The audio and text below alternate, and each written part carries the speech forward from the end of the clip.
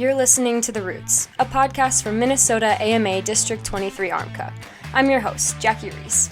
Let's dive deeper into what makes our district so great. This podcast was prepared by an independent contractor and may not be the views of the Board of Directors of District 23 ARMCA or any of their sponsors or affiliates. Hey everybody, before we get into episode 28 of The Roots with Marty Clark, I just want to say a quick thank you to Fly Racing and Spring Creek MX Park. Let's hear from Marty. Welcome everybody to episode 28 of The Roots from Minnesota AMA District 23 ARMCA, joined today by Marty Clark. Marty, how are you doing tonight? I'm doing well, Jackie. How about you? I'm doing great. We both got to go out and ride for the first time this past weekend, and there's nothing better than that, right? No, it was a good time, a little dusty, but had fun.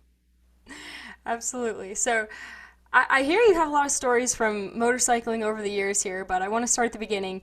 How'd you get into motorcycling and motocross? Well, it started, I grew up in a little town called Cleveland, just outside of Mankato. And there's a few guys who had dirt bikes and they knew my dad. And so he got one and got us, my brother and I, bikes. And we had a big gravel pit that was about 6 miles from our house. Great training ground for us. And so that's kind of where it started. About, I suppose, 7 years old, I started riding. So, that's awesome. So yeah. At what point did you get into the racing side of things, moving from, free riding in the gravel pit to being a hardcore racer here? I actually started, excuse me, right away, hill climbing at 7 years old. And actually did my first motocross at the Kato Cycle Club at 7 years old as well. So, I mean, I started back then. We weren't big into it right away, but after that, it quickly progressed and, into district racing, the old tracks, Grove City, Cambridge, Mora, Mankato, Kellogg, or Plainview, as everybody knows it, Millville, of course, Meadow Valley. Seemed to be a lot more tracks back then. So yeah, I agree. Even when I was a kid, there seemed to be so many more tracks, and it's unfortunate that they've gone away. But speaking of the tracks, which one of those back in the day was your favorite, and is it still your favorite today? Would have had to say Plainview, and can't really be my favorite today because it's not there. But well, between Plainview and Mankato, I always liked that hard packed clay. Is a great riding surface. Mm-hmm. Absolutely. Sorry, frog in my throat here. No worries. I hear that you were a professional motocross racer here. For a little bit there, you held your Pro Moto card. What was it like, and how did it go for you? Nerve-wracking. Didn't do it for very long. In fact, I only actually qualified for one, which was Millville, of course, in 1991. And I rode CR 500s. But at that time, a lot of the guys that I raced with between 125s, 250s, and 500s were holding their pro card. Like, I came up with like Corey Keeney, Brandon Backus, Pat Donahoe, Jared Fortune, just a Jason Kemple, Mike Atkinson, a huge crop of phenomenal riders, much better than me. So I had high expectations and didn't do as well as a lot of those guys did, but I made one race. So that's awesome. How was that day for you? Were you stoked? Were you nervous? How was it? I was really nervous. It was like, the proverbial fish out of water. I don't know. It went by really fast. Back then, you had to, it wasn't timed qualifying. You had to qualify, and they had semis and heats, semis, and last chance. And I had to go all the way to the last chance qualifier. And I didn't think I'd actually even qualified. But as I pulled off, I was kind of dejected. and I saw the guy behind me, Mickey Mickelson, who is everybody in the district seems to know. Mickey passed not too long ago. Um, he was cheering really loud behind me as he pulled in, and so I slowed down. I said, "What are you cheering for?" He's like, "We made it." And I was like, "Oh, all right." So, but and I think overall between the two motos, I think I finished 21st overall. So better than last, I guess. I mean, I'd say that's pretty good for going through the LCQ. Well, falling down does that. So Yeah, yeah, that'll yeah. happen. So, I guess like, what was the atmosphere like? 90s motocross was pretty awesome. Looking back on it from an outsider perspective here, how was your experience in the pits and in the vibe in general? Well, I was um, like I went to the '84 Nationals and I got Bob Hanna, one of my heroes. I got his Smith roll-off goggles. I was in such awe of him as a rider, and that's kind of the way I felt as I walked through the pits with guys like Jeff Stanton, Jeff Ward, Jeff Matasevich, John Michelle Bale. I was afraid to talk to those guys because I didn't, you know, yeah, I'm getting to race with them, but I don't feel any close to their even being on their level, and I certainly wasn't. But it was actually pretty neat. After that qualifying for that one, I went out to do the Washougal. I met some guys out there, um, and their dad owned a track, the Albany, Oregon Supercross track, and we were getting ready to practice one day, and Jeff Ward's mechanic called, said he wanted to do some suspension testing, and so they said, "Sure, come on out." And then 10 minutes later, Stanton's mechanic called, so I got to spend the whole day riding with Ryan and Robbie Leach from Oregon, and Jeff Ward and Jeff Stanton. So like literally the highlight, even bigger than getting to qualify for that race was spending the day riding with those guys. That's cool. Did you end up talking to them? Oh yeah, Jeff Stanton gave me a pair of boots. We literally super nice guys. That's cool. But yeah, I got to talk to him for. We sat and talked for about an hour. That's awesome. It's cool to hear, sometimes when you meet your heroes, they're not everything that you expect them to be, but it's pretty cool that you got to meet them and they were everything that you had imagined. Yeah, yeah. So you mentioned Kato Cycle Club. Um, Liz mentioned to me that your parents were super involved with Kato Cycle Club back in the day. What was their involvement like, and how did you become involved with the club? Well, Kato Cycle Club is it's one of the best places I know. It's got everything that you want as a motorcycle enthusiast. But my parents, my dad's a life member. He was into motorcycles long before I was thought of. Um, but yeah, he became a member, so we'd have a place to ride, um, which is why I got involved. So I have a place to ride because you can't really rely on your dad, when you're an adult. Mhm. Um, we have so many trails out there. We have a hill climb hill. We have the motocross track, just you name it.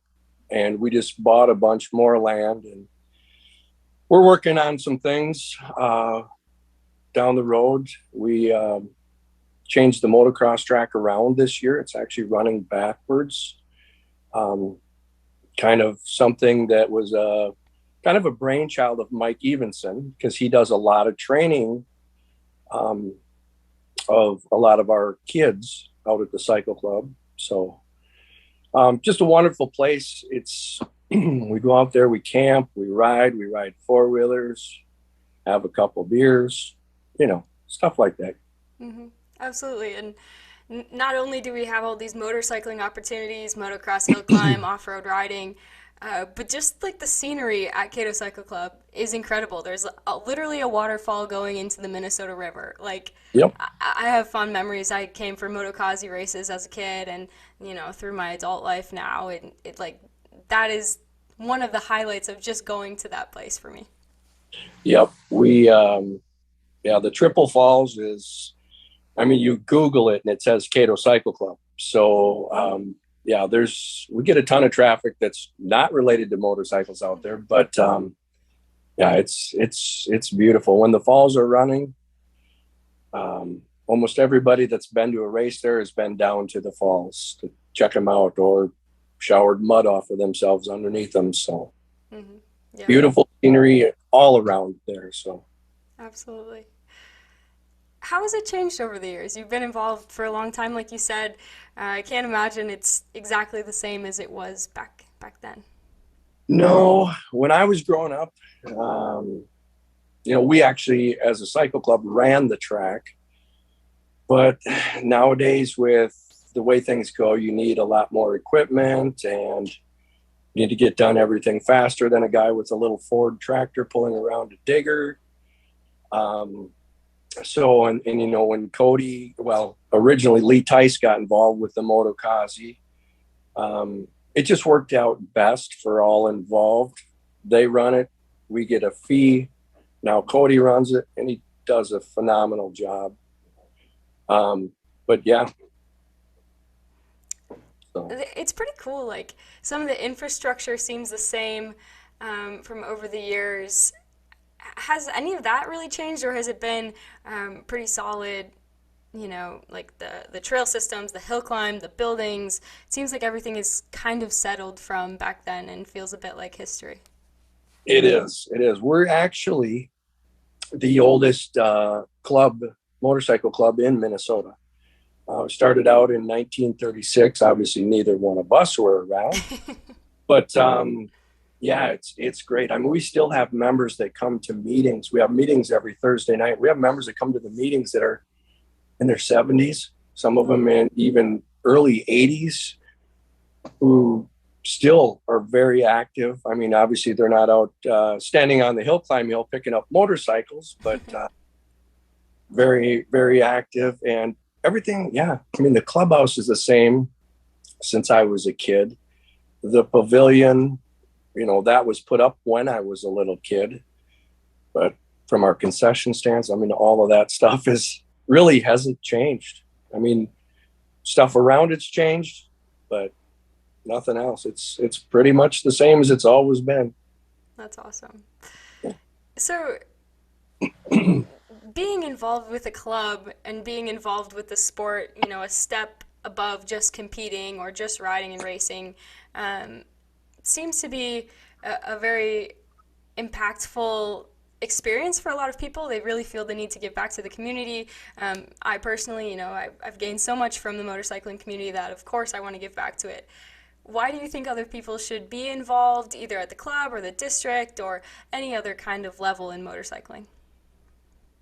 Well, I'll go back to what we first started talking about when we talked, and there were so many more tracks when we were growing up, and it seems like there were so many more tracks with insurance regulations and DNR stuff. There's just so many things going against motorcyclists that we really have to tread lightly and support all of the clubs that are still out there trying to make a go of it.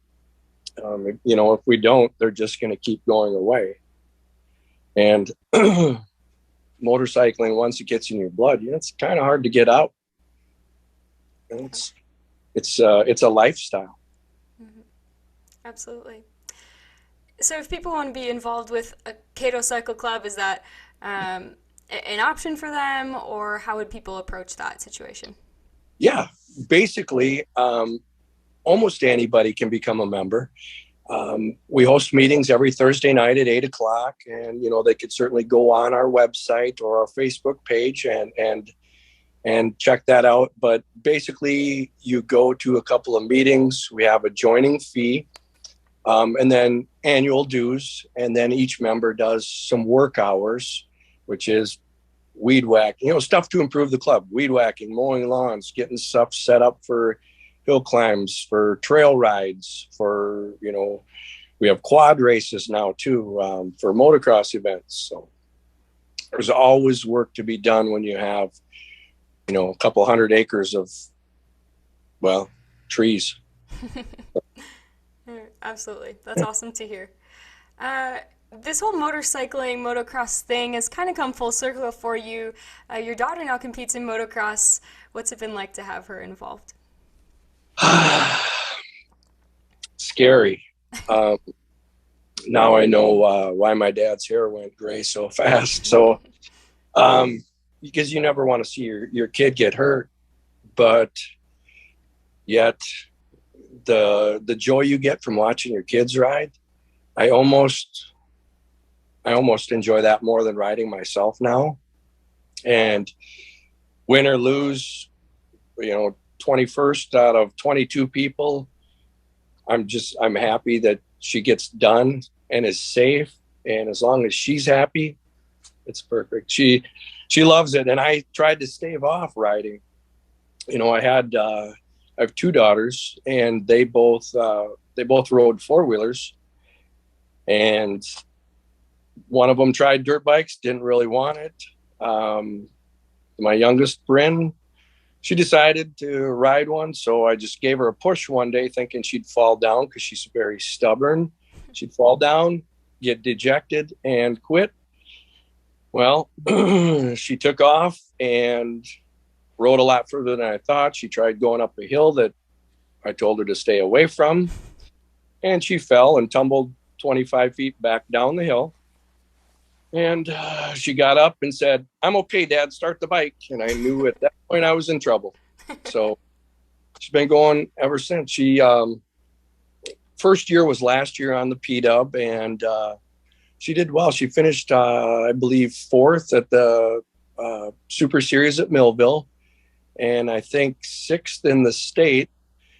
But she also grew 5 inches, so it was a short-lived career on a P-Dub because she's just a monster on it now. So we got her a little TC 50 Husky Senior. So transition's a little tough. It's got a little bit more power than a P-Dub, but learning process. Absolutely. That's awesome to hear. And cool, right, that because one kid wasn't interested, you didn't give up and didn't give her the opportunity to. Like, it's cool to hear that no matter what, they all got the shot, and if they wanted to do it, they just got to do it. Right.